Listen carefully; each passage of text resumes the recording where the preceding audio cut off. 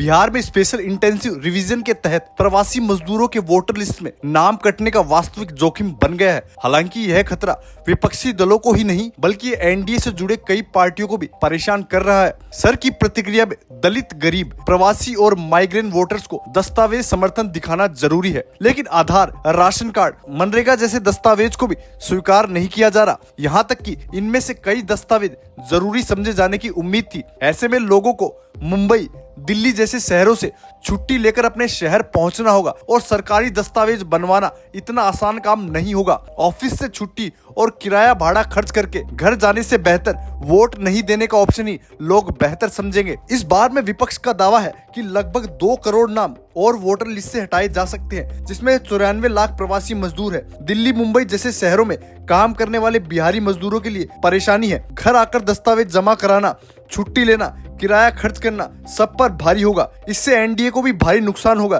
क्योंकि ऐसा अनुमान है कि इन प्रवासी वोटर्स का 80% एनडीए के पक्ष में जाता है। इसलिए नाम काटे जाने से एनडीए को सीधी चोट पहुंच सकती है। उपेंद्र कुशवाहा और राष्ट्रीय लोक मोर्चा ने इस प्रक्रिया के पीछे बनी जल्दबाजी और अनियमितताओं पर सवाल उठाए हैं। उन्होंने प्रवासी वोटर्स के संरक्षण के लिए समय बढ़ाने की मांग की है। ऐसा कहा जा रहा है यह कदम लोकतांत्रिक और पारदर्शी प्रक्रिया को सुनिश्चित करेगा, जबकि विपक्ष इसे वोटबंदी कहकर आलोचना कर रहा है। महागठबंधन ने इसके खिलाफ सुप्रीम कोर्ट में याचिका भी दाखिल की है। इसके साथ ही 9 जुलाई यानी कल इस मामले को लेकर बिहार बंद का आह्वान भी किया है। तेजस्वी यादव ने इलेक्शन कमीशन की नीतियों को हिंसा और पारदर्शिता की कमी वाला बताया है और बीएलओ सहायकों की लिस्ट सार्वजनिक करने की मांग की है। ऐसे में प्रवासी वोटर्स का घटना एनडीए के वोट बैंक को प्रभावित कर सकता है, लेकिन भाजपा और जेडीयू ने इन प्रवासियों को वापस लाने के लिए डाटा संग्रह, डायरेक्ट कैंपेन, रिटर्न फंडेड प्रोत्साहन की रणनीति पहले से ही तैयार कर रखी है। समय की कमी एनडीए के भीतर भी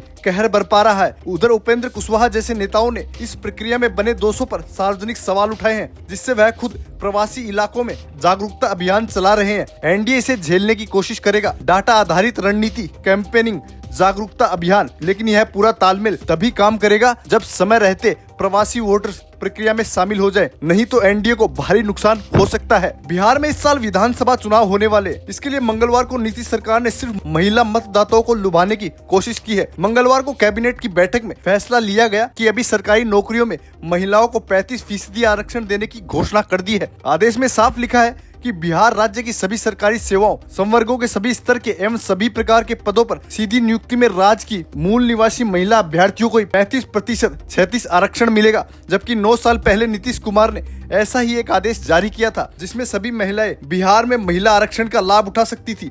इसका काफी विरोध तो हुआ था। इसके बाद रविवार को नीतीश कुमार ने अपना ही फैसला बदल दिया। पहले महिलाओं पर, अब सिर्फ महिला मतदाताओं पर फोकस। राजनीतिक मामलों के जानकार अजय तिवारी ने बताया कि सीएम नीतीश कुमार ने साल 2016 की कैबिनेट बैठक में महिलाओं को 35% आरक्षण दिया था। इस आदेश में राज्य के अलावा अन्य राज्य की महिलाएं भी बिहार में आकर महिला आरक्षण का लाभ उठा सकती थी। मतलब इस आदेश का फायदा पूरी महिला समाज को हो रहा था। बिहार के लोगों ने कई दिनों तक इसका विरोध किया। 9 साल बाद शायद नीतीश कुमार को यह समझ आया कि चुनाव में मूल निवासी महिलाएं मतदान करेगी। इसके चलते अब नीतीश कुमार ने मंगलवार की बैठक में तय कर दिया कि महिलाओं को मिलने वाला 35% आरक्षण अब केवल राज्य की मूल निवासी महिलाओं को ही मिलेगा। अन्य राज्य की महिलाएं सामान्य कोटे से भर्ती परीक्षा में शामिल हो सकेगी। साल 1992 में राज्य सरकार ने सरकारी महिला कर्मचारियों के लिए लगातार 2 दिन की मासिक धर्म की छुट्टी देना शुरू किया था। साल 2006 में पंचायती राज संस्थाओं में महिलाओं के लिए 50% सीटें आरक्षित करने वाला बिहार पहला राज्य बना था। साल 2013 में राज्य सरकार ने